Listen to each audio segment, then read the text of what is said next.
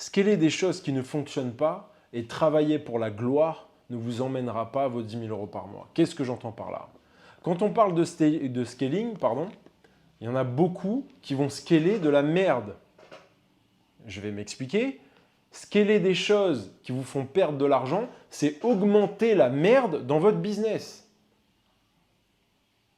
Vous avez un manque de rentabilité. Je vais prendre par exemple l'exemple des publicités, des publicités payantes.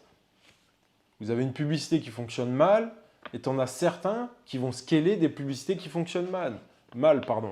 Vous avez des boutiques qui ne convertissent pas assez, avec des taux de conversion très faibles, et vous allez ramener encore plus de trafic dessus pour scaler la merde. C'est ce que j'appelle scaler la merde.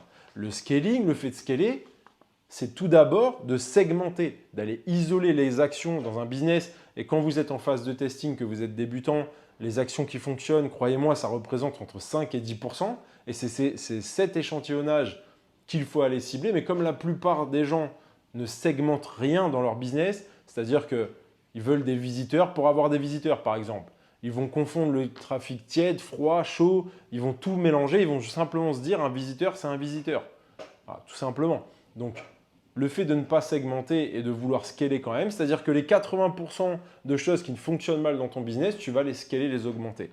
Donc, tu vas augmenter la défaite. Tu vas augmenter l'échec. Tu veux plus d'échecs puisqu'en fait, tu n'as pas segmenté ce qui fonctionnait de ce qui ne fonctionnait pas.